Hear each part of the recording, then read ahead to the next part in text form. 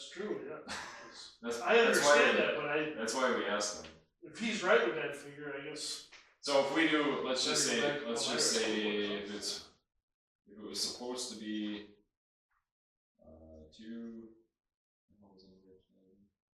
266, 720 divided by 600,000, 600, it's 44.5% times 186,000, 82,683. If you just use prorated percentages, total borrowed versus total amount, and the 186 and some change they said our payment was going to be if we borrowed 600. Okay, so now we spend it all. We spent it all in May. 600 gone. Borrowed. So I'm just going to do this 82,683 because it looks worse. We have to do that. When? When the hell do we get it? When is the payment due? June 30th. You see what I'm saying? Say we did borrow the whole 600 by April 15th. Or it wouldn't have to be paid first payment on 26. That was the second question we asked them, which was if we gotta get that answer back. If we take 266 by year end and we take the 333 instead of the 383 between January and June of next year, when does that chunk, the January to June chunk, when is that payment due? Or does it get rolled into the note with the first initial draw due date on June 30th? Because that dramatically is going to change. And at that point, no offense to anybody's opinion, at that point, it would behoove us for the budgetary process to say, okay, December 30th, or whenever the hell our meeting is, we're closing that line of credit, and anything we open in January 1 of 2025 and beyond is going to be due January 1, 2026 or beyond. Yeah. So that it just helps. I don't know how it could be rolled into it because you'd be paying far less interest on something you borrowed in April than you have, you know what I mean? So, but let's wait and see what they say. Yeah. So we gotta wait for that. That's the hold up. We're waiting for mill rate. That's only for the tax thing. What were the other things you said we could take there? Okay, so the airport, if we want to include it, so the airport, this is us collecting tax from the hangar owners. We've got it at 20 grand because we don't know where the village. Leave it in there. Okay, and then on the expense side, we've got us paying the village 20 grand right there. So we can say whatever it is. If it's 13 grand, if it's 23 grand, if it's $175 million, it doesn't matter. If we're getting the revenue from the hangar owners, the ins and the outs aren't really going to affect the levy whatsoever. At least 20 in there, don't you? Oh, for sure. Is it trees and? Okay, so let me. It's an expense, but we're supposed to get it back. That's what everybody pays us if that's what we end up having. So we're going to do this, and we're going to do no bill here. Okay. So the airport is done. Revenue is the only thing we got to talk about is the actual property tax levy, which we just moving along. All the way down towards the bottom, we've got tree service and emergency management. Where's trees? Right. We're at 70, 50, and 25. Yeah. My opinion on that is I don't care which bucket you put it in, I think we should take the total to 100 versus 75. Well, people, we're probably at 180,000 for the year this year. How many more trees are there? There's all kinds. I was counting. They're falling out left and right. I counted them yesterday, and there's 622,004. But seriously, I mean,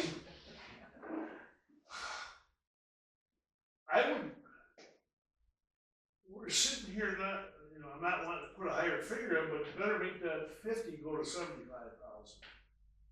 What's the 25? I'd rather, if we're gonna put 25 more in, I'd rather go in emergency management because either way, it's gonna be used partially for trees, right? Emergencies with tornadoes, whatever, you're gonna have trees down. But I don't know that, based on the last couple of years, we spend far more on storms and tornadoes than 25,000. So what you wanna, okay, now let's talk a little bit about it, 'cause it's part of the budget. each. I understand after the first of the year, according to Bob, they'll give us 10% discount. But, Northwest. Oh, discount, they give us a discount, you didn't. On trees. In the, I think January, February, March, maybe April, at least those 3 months.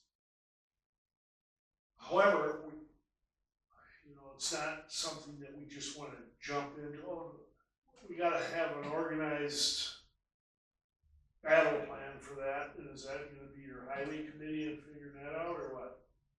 So I'm at the risk of sounding slightly selfish. We generally have our road project plan figured out. I have a distinct impression that I'm going to need another highway committee member starting January next year. I think I'm gonna only have one. Continue forward. Not a big deal, but we need to kind of focus and prioritize. Again, I think what we need to do is to look at the roads we're working on to start with, and to be quite honest with you, I don't have any good frame of reference. I understand Northwest does time and material. I think we need to look at a different approach to doing trees, where we say Pine Drive from X to X, or Mill Road from 59 to Z. Similar to what I get on that guy got Correct. back to us, and I agree 100%, and I think there's some of that can be done quicker. Okay, because the way he talked about taking them down the easement and hauling them away. So if you think about the fact we got 37 lane miles of road, right, which essentially, let's just call it 75 shoulder miles of road to take care of, and we're trying to do a 10-year come through and make sure that in 10 years you don't have trees come over. Just as a easy math, we're looking at 7.5 miles of road. Okay. Next year, incidentally, we've got roughly 7 miles of road that we're looking to chip seal. I think we could get the ball rolling, even though it isn't going to take much pushing to get that ball rolling, and use those roads as the basis of how from then on, here's what we're going to do. So the roads that you're chip sealing and whatever, all these 9 things that were approved, Yep. you wanna get them cleaned up. I think that would be a good way to cycle tree work and road work. 7 miles of road, we know chip sealing costs about 290 grand. Really, again, that's right at our 250 target bubble, 300 target bubble. Like, all of this stuff is starting to make a whole lot of logistical sense when you take a business style approach to it and you say, okay, what are we doing, right? And you got capital payment on top of that, which is probably going to be a debt service item regardless for whatever we do, because we don't have 400 grand laying around to pave Marsh Road. Right?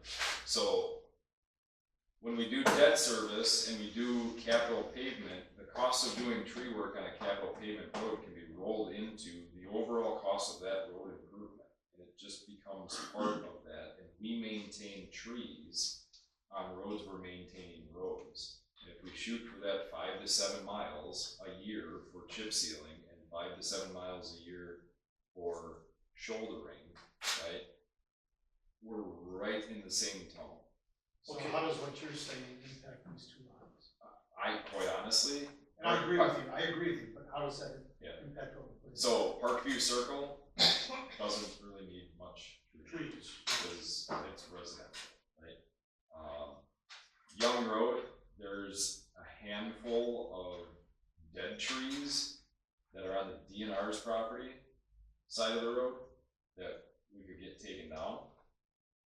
Again, from that standpoint, rather than sending somebody out to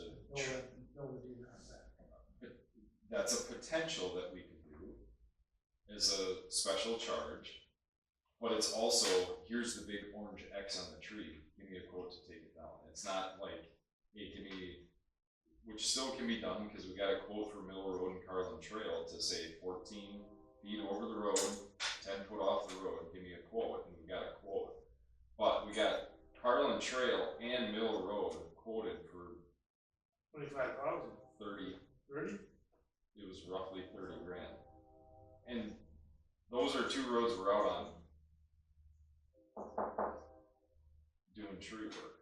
Like, I bet tree dead bushes went trees. down the other day again in Carlin Trail. Yeah. So to me, a 30 grand project, let's say, even if we do Carlin Trail and Mill Road, because they need to be done, and we know we can defer like the Parkview Circles and part of Pine Drive and whatever, where there's not tree problems, we can defer that and focus it on a road that needs work done to it. It's still that 7 mile, 5 mile guideline for anybody after April that's still sitting here to aim for a target. But I think 50 grand is a, shoot me, you can disagree with me. I think 50 grand is a really good starting point to actually organize rather than respond to trees. Based on that logic, I'm okay with that. But I do think then emergency management, where we would get funds from where there's trees down because of storm damage from that fund, I'd like to see that more than 25,000. I'm gonna agree, yes, I'm gonna agree with what you said, Josh, and you, Rob, leave the 50, but we better put 25 into that emergency fund. Let's make them both. When we had that tornado, 95,000. That's So you're saying make them both 50? I think it makes sense for the from our standpoint as the taxpayer, because, okay, that's great, well, if we don't use it, it stays there for next year. And we borrow Yeah, zero, yeah. or we levy zero, I should say. Right. So if something happens, we have to dip in for some other emergency or whatever it may be, and we have to take 15 out of it. All we have to do is put 15 back in for the next year. But I agree. I think we should change that to 50,000. I disagree about it because you guys have numbers. That's all. Well, let's talk about just what if we just went through that damn tornado, it was 92,000. I don't disagree with it.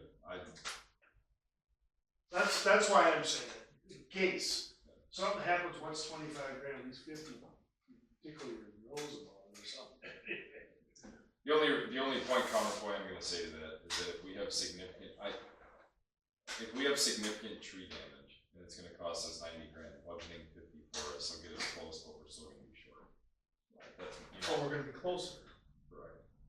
And so a good way, and it doesn't mean that we can't have October tornadoes, right?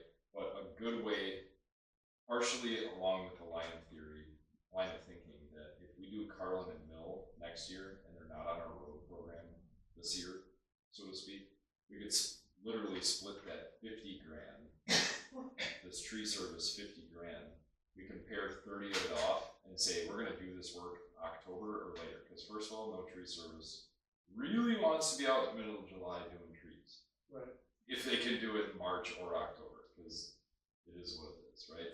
So we do a spring list, 20 grand worth, we ride the 30 to see if we end up with a tornado, we could potentially backfill the 30 to your 50 and make it 80, and potentially load it and say, okay, we're gonna cancel Mill Road and Carlin Trail, and just keep playing the volleyball game of where we go. I would rather do what you're suggesting as far as management. Yeah. Be proactive. The other reason I like 50 in the emergency management is right now, we're just talking trees. There's other things that go in the emergencies. Oh, It's just absolutely. trees. So we would need to cover that as well. Agreed. Okay, no more yellow arrows. The last thing is missed it. Motor Spring Lake donation. You asked to have that highlighted yellow Well, I last think time. we need to leave it in there, doesn't mean we have to spend it. That is absolutely true. Frank, For that, the $2 grand. Lower Spring Lake. So we go to $145,000 ask. Ballpark, roughly. And then we end up with essentially that service payment we don't know the answer to. This is definitely going to affect it in 2026. It's $410,000. But it'll be figured in the levy because it'll be won't be. Correct. We won't have to request additional funds. It will straight up front simply be a tax increase. So any numbers we're waiting on are numbers from the bank. And this portion. The actual, well, you gotta have that number to get the actual levy. Yeah, but I'm just talking about. We need the debt service The payment budget. to get the levy, to finish the levy worksheet, right? And then once we have the levy worksheet completed and we have what the property tax levy would be, we can plug that into, I believe I've got the mill rate worksheet, either that or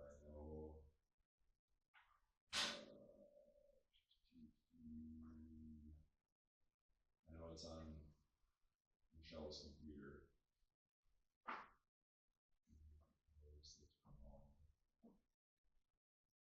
Somewhere, maybe this is I think she just called it mill rate worksheet, where it's got valuation of the community, what the levy was, minus the debt service, I shouldn't say that. Valuation of the community, the levy, the debt service amount, the mill rate with the levy without the debt service, what we're asking for, and what that percentage of the mill rate increase would be, because we gotta make sure we take that service payment out, both of them, compare flat levy to flat levy, to come up with the requesting the exceedance of X amount percent. X amount. Well, the debt service, let's say it's 150, that's already figured in the levy. It's figured in the levy, yes. So the 145,000 is whatever you have there. Yep. Is what we're asking. Correct.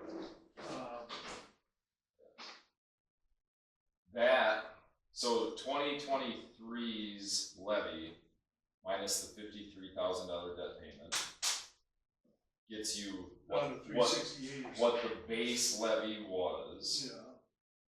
And then we look at 2025's proposed without the debt service, gives you that 366,000, whatever it was that we're starting with, right?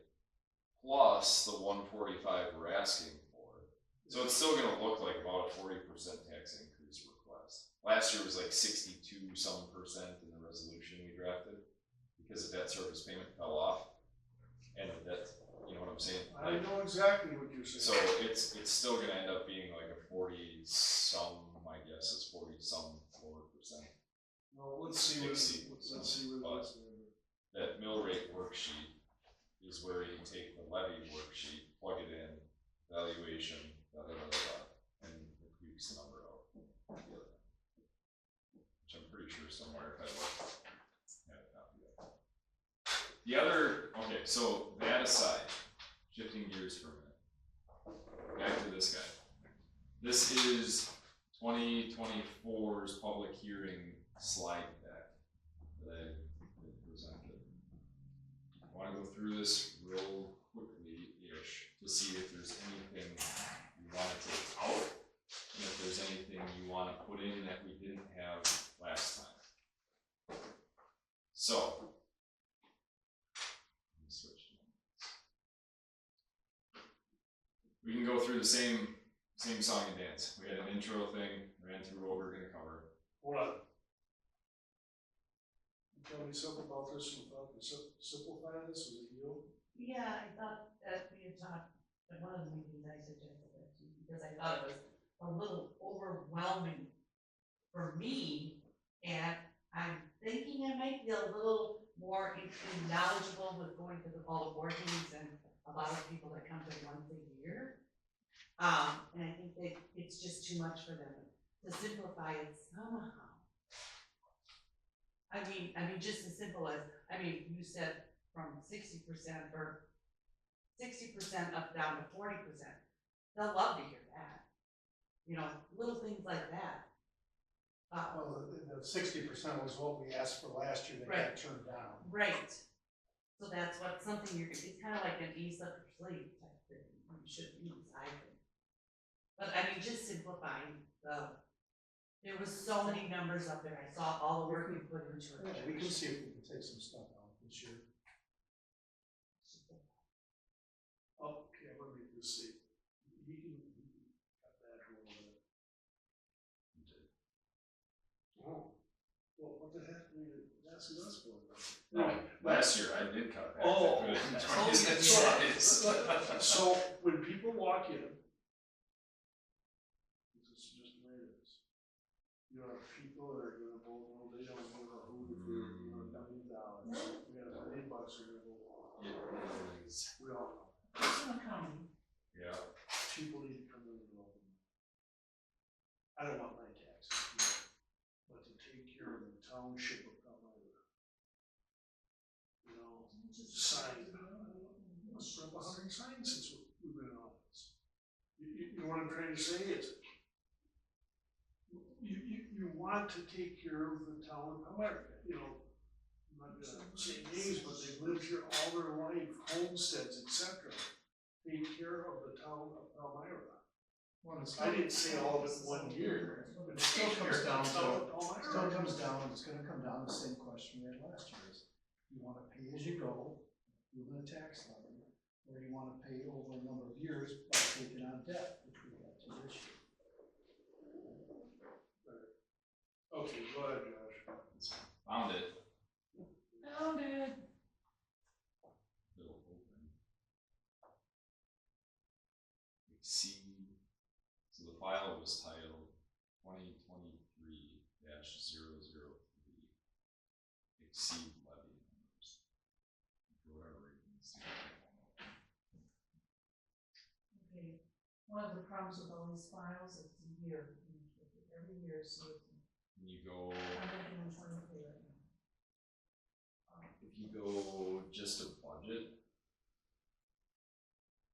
Yeah. And then over.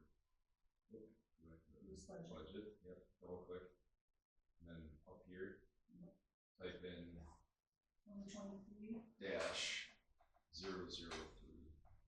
And just leave it at that. And See what comes up. for whatever reason. Oh, there it is. Alright, so this is, I'll work through this. I remember that red for 233, that's what we were trying to go up last year. So this 65% number. So that number will be 145 this year, pending the bank's response. Yeah, for the yesterday. Is that, so it's an Excel document? Okay. Or doing your PDFs? He has it right here though. Yeah, I know, I'm just trying to find it for my future reference. Total tax. Levy limit worksheet paid, levy before adjustments. Requested levy increase. So this actually just comes from the levy limit. Yeah, I'm just asking a dumb question. They've eliminated your personal property tax, so does that eliminate column E at 340? No, we still get the I had somebody ask this question of me, Clark. The village bought that 90 acres. Gosh, probably knew this. That stuff out. On Marsh, that, somebody asked me about that today. When they got the airport annex, we got 5 years of taxes on it. But because the village bought it, it's not taxable. The village owns it, so there is no taxes, correct? Well, it's still in the town, so don't they owe us Well, property it is, tax? no. They haven't annexed that yet. No, it is that. Well, they did when they bought it.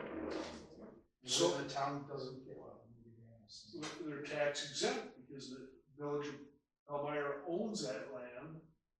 So they don't have to pay tax, right from your day one when they bought it. They bought it as a town parcel and then annexed it as a village-owned parcel in the town of Palmyra, and it had 0 property tax. Right. Yes. Somebody called me about it today, but I says, it's not taxable, just like the towns at the airport here, everything, taxes. I know we talked about that at one of the meetings too, about the 5-year thing. Adjusted actually. We can plug the numbers in. Wow. Oh, I think that was Al Bory said something about that at one of the meetings.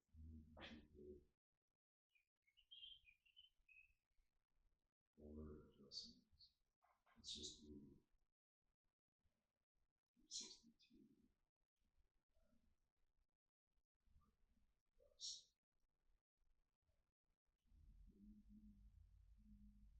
145/37. Yeah, that was close. Yeah, look at that. So, I mean, I'm not saying that that's what it is. This was this little job here is when we went through the board meeting, and I think we used your property and then figured out what the increase was gonna be, which eventually I ended up putting into the spreadsheet, the presentation that looked something like that. Right, where we expanded this whole thing to put in additional Mine's, $100,000 home values plus. That's when I added in, which I still would have to work out at some point what current assessments for eggplant is. I can reach out to Catalyst and ask them. It's not a big deal. Not a big deal. But so there's still homework to do. Let's just say that. Well, let's go through the slide deck. Okay. One thing I think we would probably take out of the deck are those slides that show the road ratings. Okay. We talked about that. So here's the overview page. Introduction to the tax bill again, multiple different jurisdictions. Here's that's good to have that in the there. town of Palmyra thing. I'll have to update. What is it? Update forward to look like 23.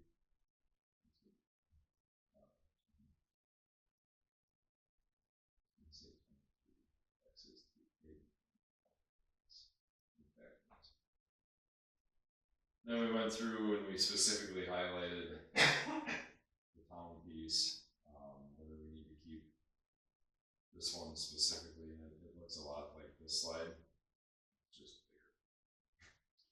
bigger. Let me ask a question. Yeah. Right there, it's got the 22 net tax of $399. And the 21 tax of $342, so 16% change. And maybe you can't change the percent tax change, but to me, or adding something, I would say that they're going to see 16 versus showing the raw net dollar change, the impact to them. We add a column out to the right side. So this actually is a tax bill. Right, no, I get it. I mean, I can put a note in there, but I don't know what. Because if you look at this and say, okay, well, it's a $57 a year impact to you. You're saying rather than highlighting 16% is to put a drop down window in here that says whatever the south. Yeah, just somewhere, maybe it's to the right of the whole thing over there, pointing out the dollars. Because that's what everybody at the bottom line will do. They won't be able to say, okay, well, are they going to understand to figure it out themselves, 342 to 399? Sure.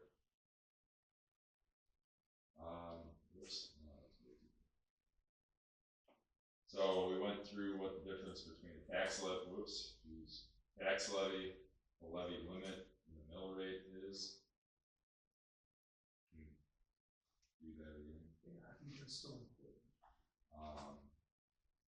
So we describe how the budget and the levy are required to be drafted.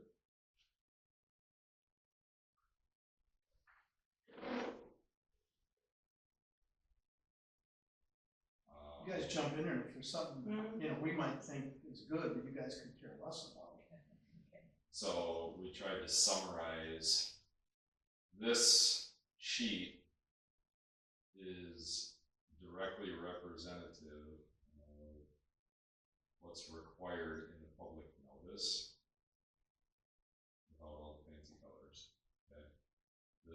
I've added in state statute, believe it or not, requires that you summarize your budget in 9 expense categories and 8. So that's a slide we have to show. We don't have to, but it mirrors, it duplicates the public notice the public notice in the paper for the hearing and our draft budget we have to publish. Go back to the slide, right? Yeah, go back. But for the people, is this slide important? Are they gonna sit and look at each one of these things? And I'm not saying it's not, I'm asking the question. Well, These are the big categorical expenses where it shows what the budget said, 590,000 in taxes, and we're collecting 589.5. So it's taken all those lines of our budget and essentially categorizing them. Can we drop it down to the top 3, make it a little simpler? Since up above you have 1,000, 1,300, 1,000, and 0, why even show those? Just show the 3 big ones. And then the revenue's basically the same thing there. I mean, I don't make it a little simpler. I don't know if that's, I was meaning more with the express shop or the Excel sheet. You know what I'm trying to say. This is kind of, the only thing I would add maybe to that is something like, this is why I'm showing you this is, or tell them that or something. Okay. But I like that they can see it. I mean, it's not like it's 15 in a column. Sure, okay. So the expenses is broken out the same way, budgeted versus projected. Okay. By the categorical report. Yes. We had this last year, which was explaining that there's some costs of our budget that are locked in stone-ish, and some of them that we have the ability to go up and down on. Why is 2023 in here? Because this was last year's. Oh, 23 to 24, got It it. hasn't been updated. Okay. To this year.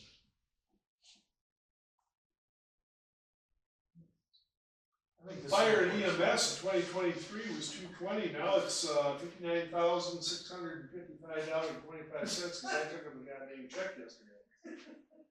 So that's 240, so it went up 20,000, it's gonna go up again, what? So we are going from 2022 actual cost was $155,000. Next year it's gonna be $250,000. It's $100,000 in 2 years that no shit we haven't gotten the money for. Like, Keep in mind that the prior contract was fixed for 10 years. Yeah. So everybody needs to understand that. Yes. That's the reason that it went up so much in 23, because we had a sweet deal for 10 years. We did, we had a real sweet deal for 10 years. I'm sorry, I saw you looking at that, I'm sorry. Yeah, I was gonna say something. That's the kind of thing that we need to see, and you guys need to see. But when you, like, take out some of the columns or something, there's just too much there. Here, you mean? Here? No, on that last, On the spreadsheet. yeah, Oops, that's not. that one. It's hard enough for a person to follow across by your. Oh, this isn't on the presentation, is it? We hand out a copy of the budget. Okay, But it's not in the presentation. Correct. okay. You get handed this. So, believe it or not, last year, Okay, I know what you're gonna we didn't have hard copies of our line item budget. Clerk didn't provide it for us, we were there. Oh,